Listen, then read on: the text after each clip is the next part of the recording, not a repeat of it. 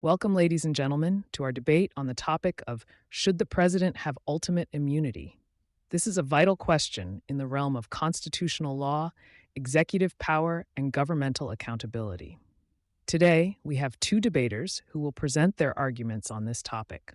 Alex will support the proposition that the president should have ultimate immunity, while Jordan will argue against it. They are tasked with providing us with a constructive speech that outlines their main arguments without a set time limit.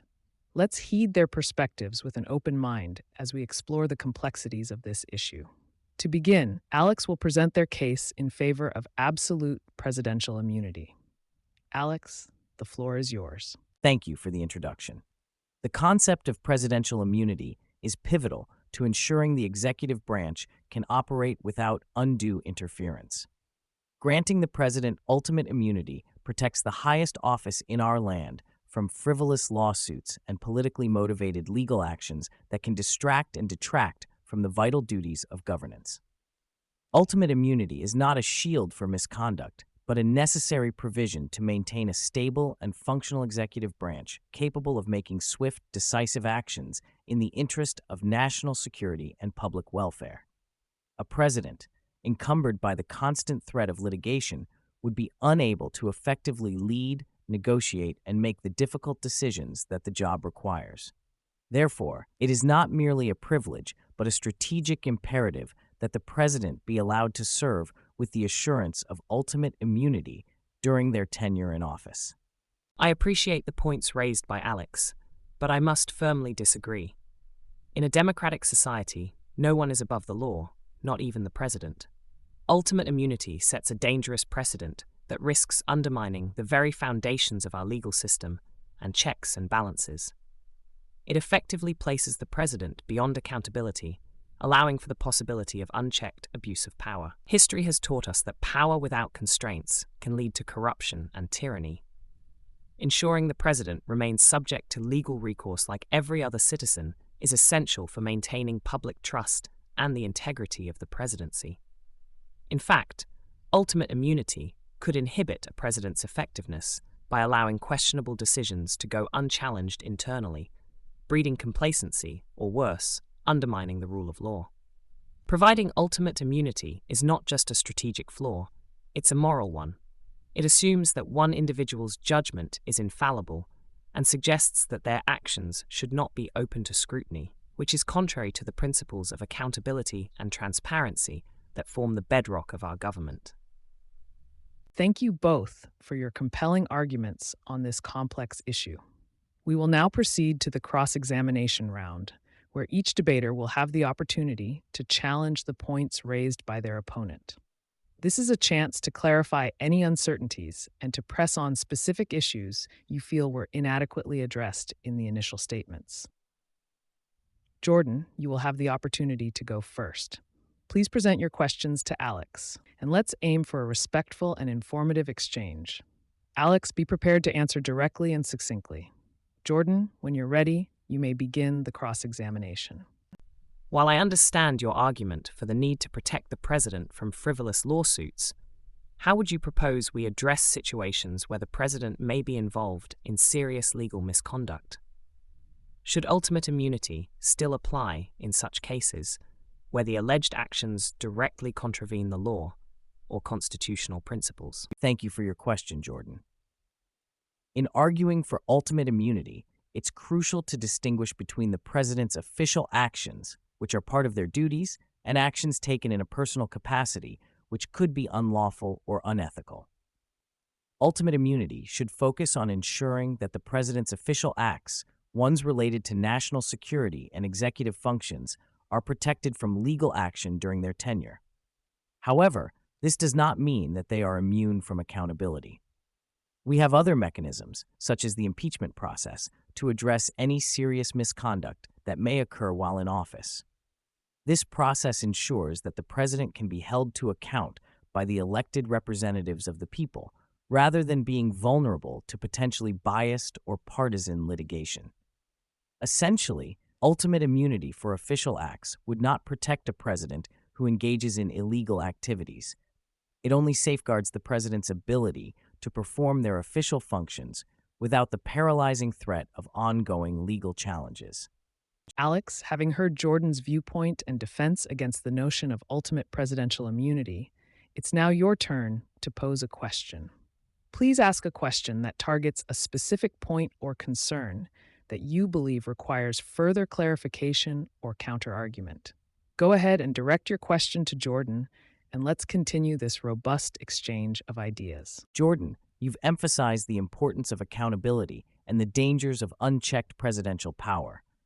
However, would you not agree that having a strong, unimpeded executive is crucial for a nation's swift response to threats and for carrying out actions that may require confidentiality and rapid decision-making? How do you propose we balance these needs against the risks of potential overreach without something akin to ultimate immunity? The need for a robust and agile executive branch does not necessitate ultimate immunity.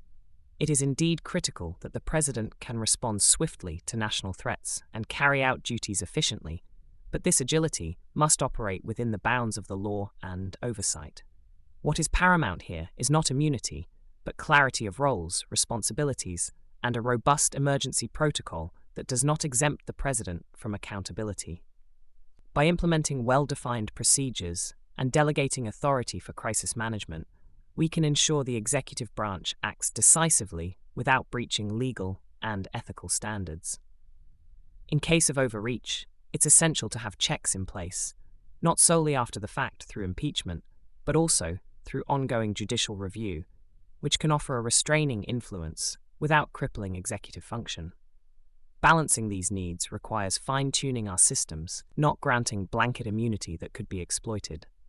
The potential for overreach can be mitigated through a framework of oversight, transparency, and consequences that is in tune with democratic principles and national security imperatives. Thank you, debaters, for that insightful cross-examination round. We will now proceed to our closing arguments. This is a crucial moment for both of you to consolidate your points, address any remaining counter-arguments, and leave a lasting impression on our audience. Jordan, as the opponent of the motion, you will have the opportunity to make your closing statement first. Please succinctly summarize your position and reinforce why ultimate presidential immunity is incompatible with our democratic values and legal framework.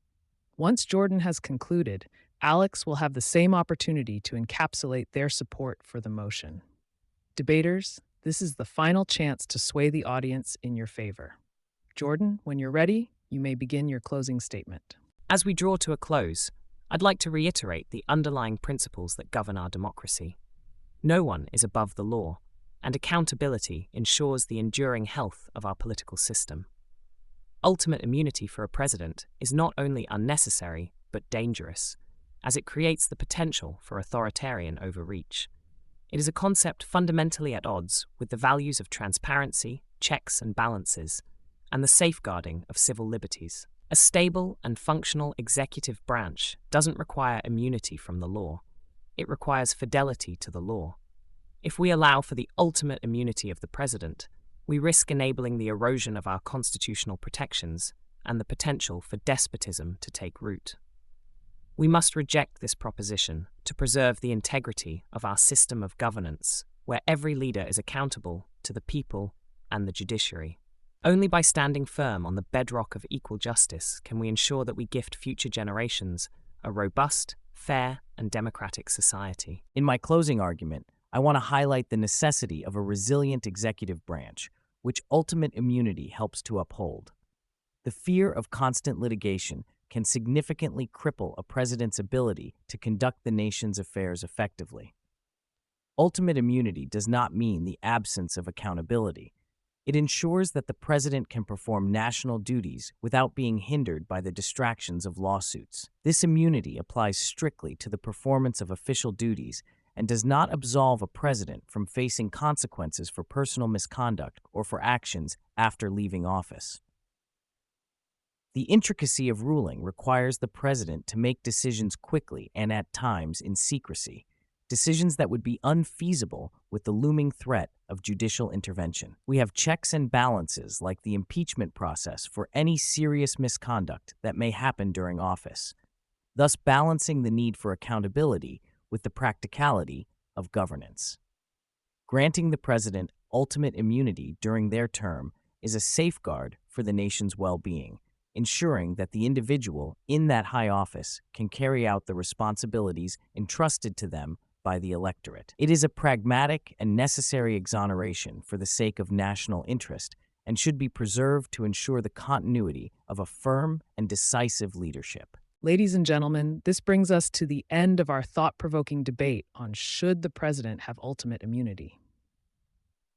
I would like to extend my sincere gratitude to our debaters, Alex and Jordan, for their passionate and incisive arguments, and to you, our audience, for your attention and engagement with this vital topic.